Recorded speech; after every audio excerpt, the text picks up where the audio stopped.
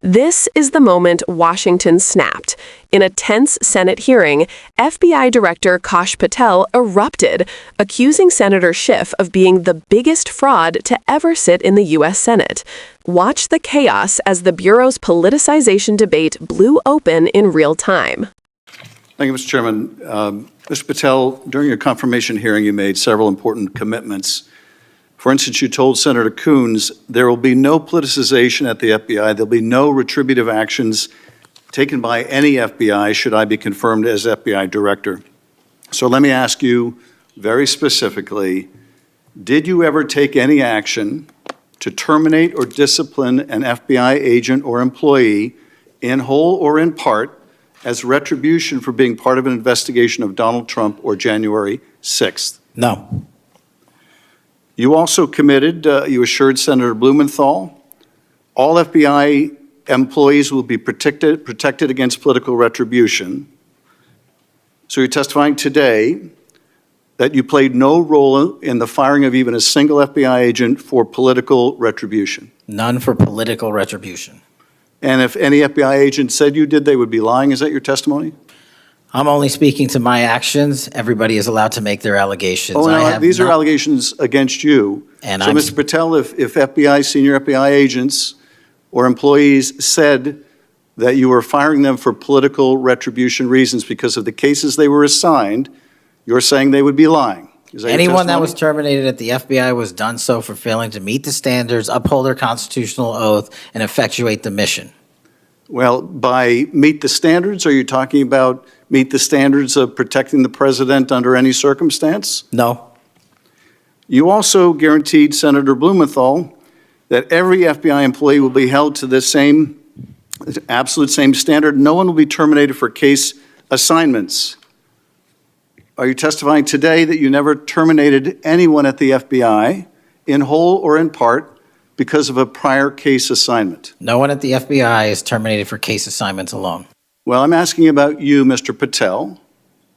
Did you, in whole or in part, terminate anyone at the FBI because they worked on the Trump investigation or because they worked on January 6th? No one at the FBI has been terminated for case assignments alone. Okay, you're saying alone. Does that mean they were terminated in part because they were assigned to a January 6th case or assigned to the Mar-a-Lago case? You're being very precise here, Mr. Patel. You're saying alone. That means they were fired in part because they were assigned those cases. Is that your testimony? Absolutely not. But if you want to keep putting words in my mouth, then go let me ahead. ask you, let's strip away the word alone. Did you terminate or participate in any discipline of any FBI employee in whole or in part because of their work on an investigation of Donald Trump or January 6th? Yes or no? Any terminations at the FBI by employees? No, I'm asking you a very specific question. And I'm going to answer the question, but you don't like the answer because it's the truth and it guts want your an answer to my narrative. question. I don't want an answer to someone else's question. So let me just be precise, and I ask for a yes or no answer.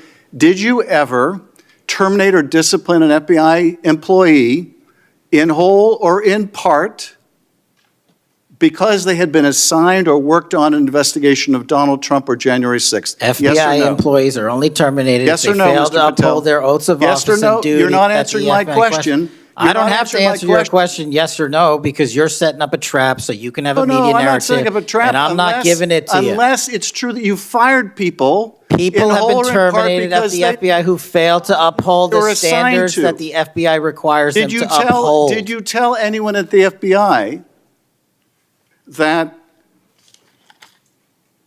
all FBI employees who they identified who had worked on cases against President Trump would be removed from their jobs? Did you tell that to someone at the FBI? Say that I would remove people for case assignments? That people that were identified as having worked on cases against President Trump would be removed from their jobs. Did you tell that to someone at the FBI? People are not removed for Just case answer my assignments. question. Just answer my question. Did you tell that to someone? People are not removed for case No, assignments. you're not answering my question. And I would Mr. never Patel, tell anyone. Did you tell someone at the FBI that FBI employees identified as having worked on cases against President Trump would be removed from their jobs? Yes or no, did you tell someone that? I would never tell anyone at the FBI that they're being removed for basically their case assignments. Okay, so anyone who had said that would be lying. Is that your testimony? Anyone can say whatever they want. No, I know, but you're saying they were a liar. I'm telling you what I said. Because this is in the complaint against you, Mr. Patel. So you're saying Mr. Driscoll and others are liars? I'm not going to address the complaint and the ongoing Okay, well then let me ask you, have you ever told anyone at the FBI that the FBI tried to put the president in jail and he hasn't forgotten it, and that your job depended on the removal of agents who worked on cases against the president? No. Did you ever tell anyone that? No. Okay. Did you ever tell anyone that you knew these summary firings you were undertaking were illegal, likely illegal, and that you would be sued and later deposed? Did you ever tell anyone that? No firings at the FBI or terminations were done for anything other than justified Did you ever cause. tell anyone that, Mr. No, Patel? Why don't you no answer my question? terminations at the FBI were ever done in my tenure for anything other than failing Did you ever to tell uphold anyone their that, oath of Mr. Patel? You willing to office answer or the question? The FBI. I guess I you're have not willing to answered answer the it. question. So let me move on. Let me move on to the Epstein files. You said you're the most transparent FBI director in history, so I'm going to put you to the test. In 2024, you were asked by Glenn Beck about Epstein's Black Book. And you said, he asked, who has Jeffrey Epstein's Black Book? And you said, Black Book, FBI. And he said, but who? That is, I mean theirs. And you said, oh, that's under the direct control of the director of the FBI. That's what you said. Was that true, Mr. Patel? I'll rely on you quoting it accurately. I did No. that a couple Was of it years true ago. what you represented to Mr. Beck and the president's supporters out there, or were you lying? No, Was it true that the Black Book, Epstein's Black Book, was in the possession of the FBI director? The Black Book was in the possession of the FBI. Okay, so now that you're the FBI director, you have possession of the Black Book, right? That index has been released. So you have Jeffrey Epstein's Black Book? What is known as Jeffrey Epstein's Black Book has been released by us. And you released it. And let me follow up on Senator Kennedy's question, because he asked you, and I'll be very precise here.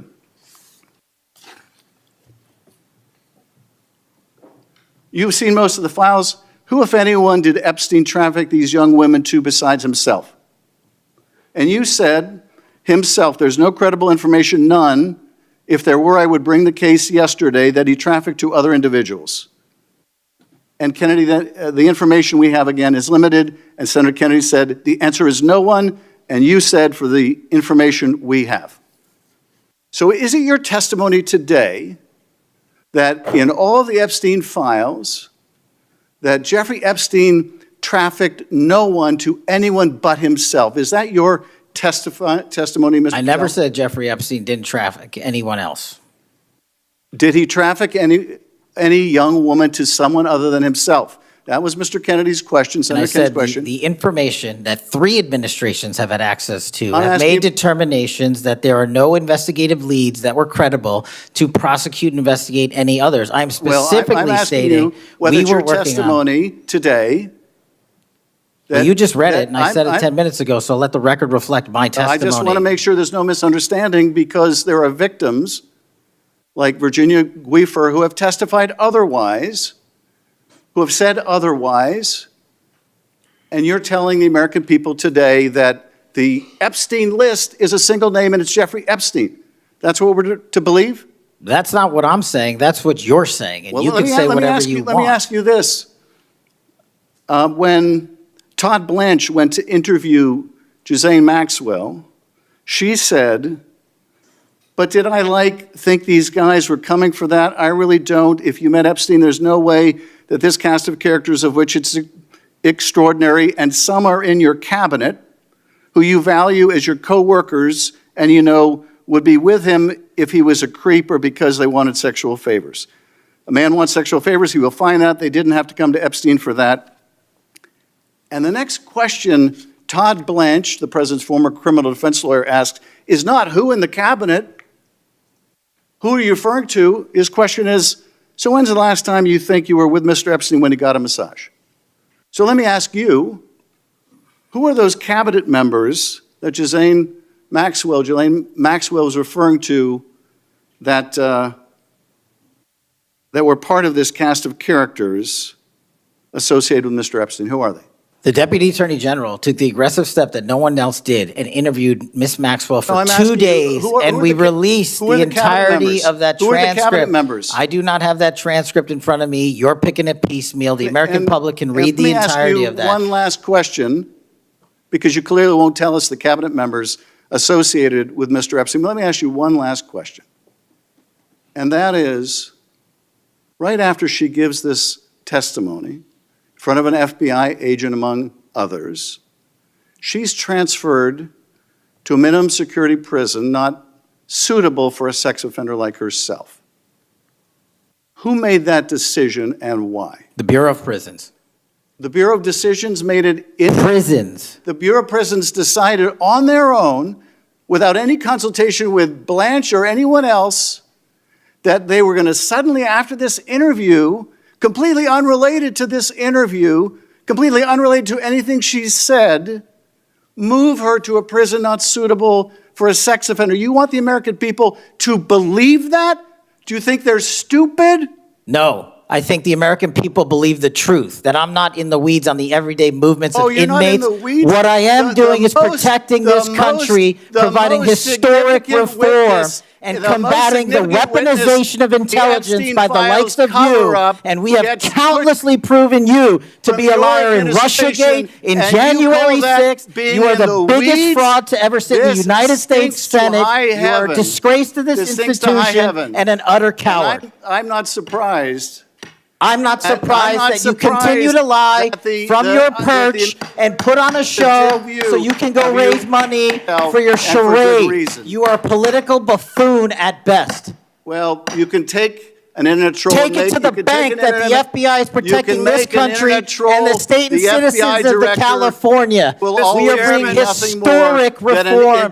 Point of order. But all you care about is a child sex predator that was prosecuted by a prior administration, and the Obama Justice Department and the Biden Justice Department did squat. And what did President Trump do? Bring new charges courageously. And what have we done? Chairman, you said I'm the most transparent FBI director in history. 33,000 pages of information to you. I challenge you to say anything credibly to the truth.